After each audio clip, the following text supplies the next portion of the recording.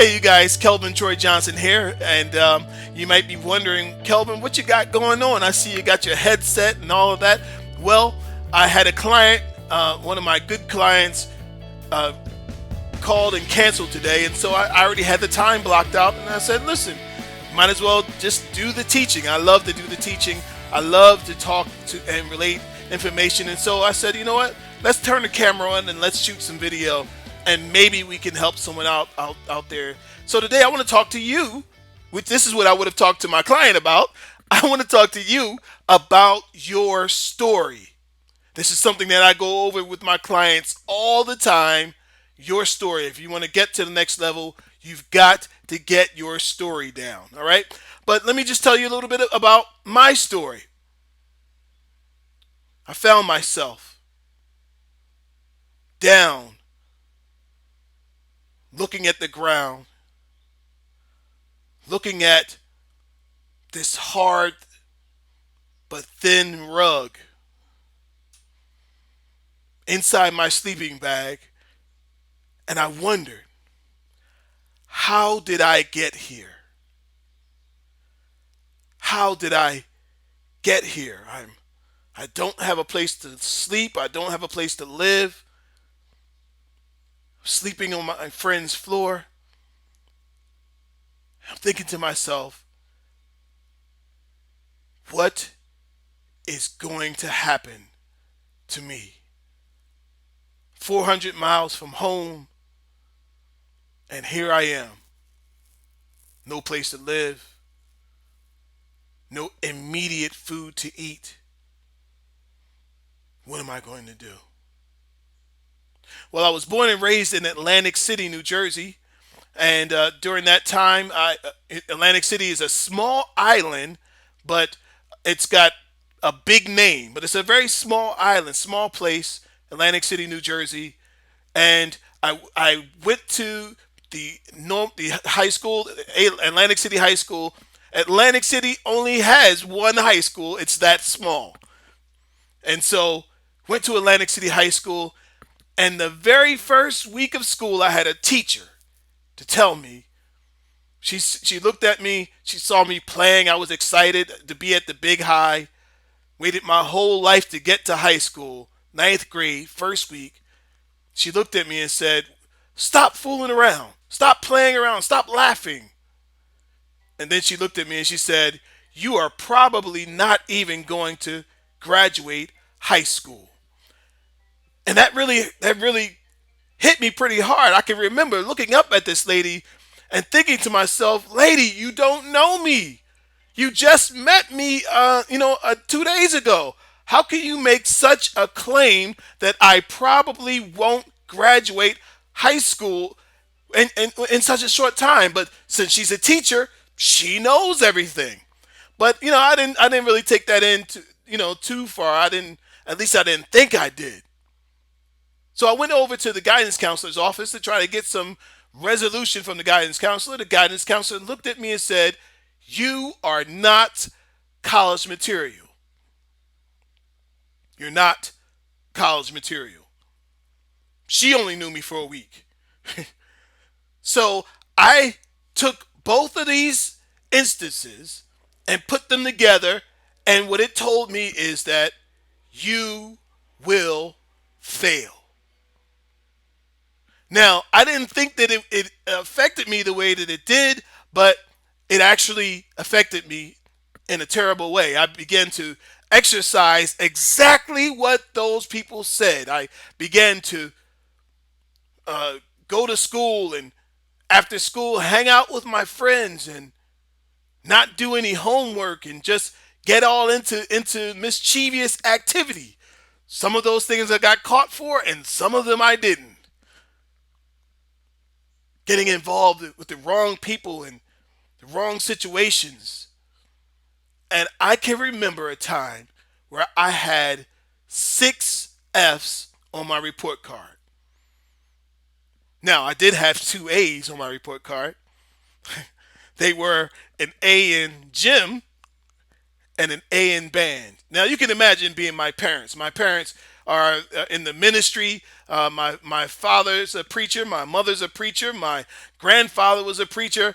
A whole family of orators and educators and teachers and thinkers. And now they've got this son who's carrying around this negative mindset, this thought that was planted in his mind that you will fail.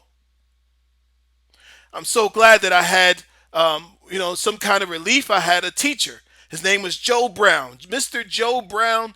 He had, he was the band director, and he was the guy who everybody saw as a father figure. Everybody came to Mr. Brown to help him with this, help him with that. He took up time with us, and he did one crucial thing that I think that changed everything for me. He sat us down. He went off to Hampton. He graduated from Hampton University, a historical black college. He was involved in the black college band down there. And back then, we didn't know much about anything. But he went and he got the videotapes, brought the videotapes back, and set them up and told us you can watch the videos whenever you want. Mr. Joe Brown planted a seed in our minds of hope. Ladies and gentlemen, it's amazing what can happen when a kid has a seed of hope. Sometimes it's just an image. They don't know which way to go. Most kids don't know which way to go. But if one adult could plant a seed, amazing things can happen. And so I was able to get transferred out of that school before the end came. I got transferred out my senior year. My parents said, listen, this is the best we can do. We're going to do our best to help you out, get you out of this city, get you out to a different school. I was able to finish and graduate amazingly. I graduated on time. But I had that seed that was planted. And the seed said, you can go to college. You can be in the black college band. If any of you have ever seen Drumline the movie, the schools were just like that. We watched Hampton University, we watched Norfolk State University, we watched Florida A&M, we watched Jackson State, all of those schools. I said I always wanted to go there. Well, long story short, I was able to connect with the band director at Norfolk State University. I went to some of the others to visit, and the band director said, I'm going to help you. It's amazing what can happen when someone else comes and waters that seed. It's amazing. And so that band director said, I'm going to help you. I'm going to help you get in school. Got in school. Amazingly, I got into college. But the question is, how are you going to pay for it? How are you going to sustain yourself? How are you going to, all those things I should have been working out while I was getting failing grades. But I still had those seeds of hope that were planted deep inside. And I knew if those other people could do it, I could do it too. And so I went on, talked my mother into driving me to school, talked my brother into coming with me to drop me off. And with $500 that I got from my family reunion, $500, they gave me a scholarship for $500. I took my $500 and left New Jersey bound for Atlanta, bound for Norfolk State University.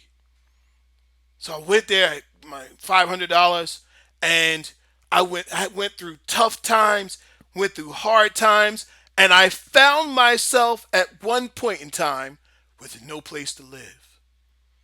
Found myself at one point with no food to eat. Found myself having to ask some of my friends to slip me out a plate from the back door. But you know what? I still had those seeds of hope, that watered seeds. And my friends came along and they helped me gather up.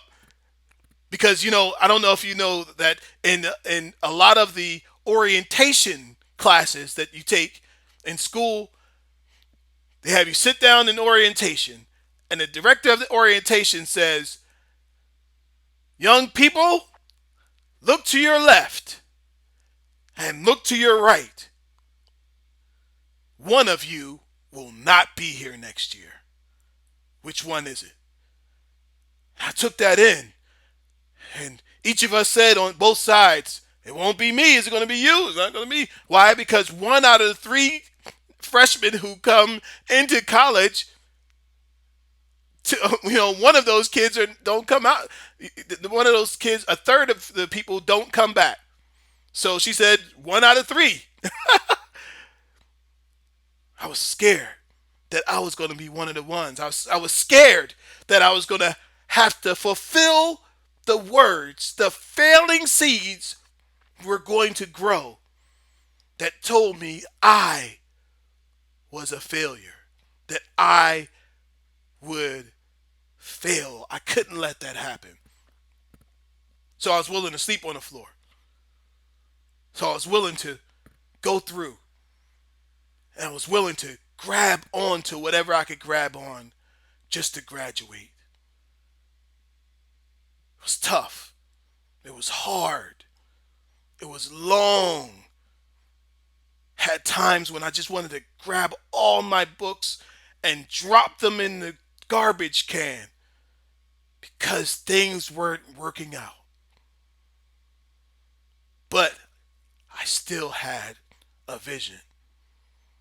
Helen Keller once said, worse than being blind is to be able to see yet have no vision. So I had a vision. And so I went through those tough times, and I tell you today, after that I went on to have a career in the counseling field, in the social work field, helping people, helping families, helping other people to know that you can overcome anything. Yes, I can remember coming home on my way to home from college campus and getting shot at between my house and the campus. But I was determined that I was going to succeed. And once you get determined, there's nothing you can't do. So because I went through those things, because I slept on the floor, I now know that anything is possible. Because I went hungry and had almost nothing to eat, going a whole day without eating. I know that life is tough, but things get better. Overcoming that feeling of wanting to throw it all away. What's it all worth? Just before I throw it away, I bring that book bag back and say, I'll try it again. I didn't know that that was going to allow me to now coach counselors. I didn't know that all those experiences were going to help me to speak to young people, speak to corporations, speak to entrepreneurs, and tell them, yes, you will fail before you succeed. Thank you. So, ladies and gentlemen, that's my story. That's one of my, that's my story, my you will fail story, fail your way to success story. Now, I want to just kind of take you through what I just took you through. Okay? So, one of the things that I talk to my client about is being able to tell your story. There's a couple things that I just did that I think are vital for us to understand and to apply to our business and to our platforms. All right, we talk about building platforms. So let's talk about the highs. What did I just talk about? Came on and talked to, I said, I'm Kelvin Troy Johnson, and usually I say I'm a speaker, trainer, and author. I didn't say that this time, but you talk about the highs. What positioning are you in? What what have you achieved? So that people know and have some context about who you are. Then you jump down to the lows. Yes, I may be this. I may be a speaker. I may be a trainer. I may be an author. I may be a radio show host. All those things. But once I was down here, once I had a tough time, once I failed, whatever you did, express that. And then, and because I did this in the lows. Today I'm a speaker. I was able, because I went through that. I could come out and be a counselor. Because I went through that, I can come out and do this, do that, do the other thing. Now, ladies and gentlemen, I really believe that you got to get this down, and you've got to be able to crank this out at a moment's notice. If you go someplace and here's something that you might learn, that when you go and you announce yourself as a speaker, people start to ask you to speak. They want to hear your story. They want to hear what you have to say. Now, everybody's got a story, but when you're a speaker, everyone wants to hear your story. Why? Because you're a professional, basically a professional storyteller, right? So now let me give you the 5 points about what I just did. 5 points. Number one, paint a visual picture. This is all practice for all of us, right? Paint a visual picture. I described being on the cold, thin rugged floor in a dormitory when I first came in. Now, you can be as descriptive as you like in this red, blue, green, whatever. Colors work, but help tell the story with a visual picture. Number two, how did you feel? I said I felt like, wow, how did I get here? You remember me saying that? How did I get here? What did you see? What did I see? I saw the rug. I saw my sleeping bag. I saw all those things. Think about your story. How do you feel? What did you see? Number four, what was going on in my head? I was thinking to myself, I don't want to let what those teachers said become reality in my life. That's what I said, right? People want to know, what were you thinking about when you were going through your tough time? What was going through your mind? What was going through your heart? How did you process what was going on when it happened? When you were in the middle of it, what were you thinking about during your process? Show me what it looks like. Show them what it looks like to be going through that tough time, and then to be able to come out and live whatever kind of life that you're living now. The transformation has happened. Everybody is looking for a transformation. Understand that. We are all Facebook, all of the activity online, all the stories. Everything you see on Facebook is a story, you guys. Think about it. Every post you see is someone's story. We love stories. We can't not watch a story. I can remember just a couple nights ago, I'm sleeping, totally knocked out. It's like 3 or 4 in the morning, and I happen to I fell asleep on the couch, right? So of course you can't sleep on the couch all night. I get up at about 4 o'clock in the morning, and the TV's on. There is some story on, and instantly, my mind, without even thinking, I sit up, and before I get up to turn the TV off, guess what? I'm hooked into the story. This is at 4 a.m. I'm dead tired. But it was something about the story that grabbed my attention. Well, it happened to be on one of these shows that that they don't. I can't even remember exactly what show it was. It was an hour show. So here I am at 5 o'clock in the morning. It's now 5 o'clock in the morning, trying to get back to sleep because I was engripped by the story. Raising Hope was, I think, the show. It was a comedy, and I think it went off the air, but it happened to be on in the middle of the night. Raising Hope, funny show. I would have been laughing out loud if I had seen this show. Now, this has actually happened to me about 3 times, at least twice, within the last 2 weeks. There was another show on, same sort of thing. It wasn't a comedy, it was a drama. It was on like the ID channel. And you know the way those shows roll, they roll. They're very interesting. They don't have much intro. They come right in with with the storyline right after the next one goes off. They've mastered this idea of storytelling. Ladies and gentlemen, if you're going to build your brand, you've got to master the art of storytelling. I could have done a better job even in telling my story. I've told it many different ways at many different times, right? But I think that it takes a lifetime for you to fully get this, but keep working on it. Next time you tell your story, somebody asks you, tell me about who you are. Tell me your story. Give them the visual picture of your story. It was cold. It was, think about it. What time of year was it? What type of, environment were you in? What colors did you see? What textures did you see? Pause when you speak.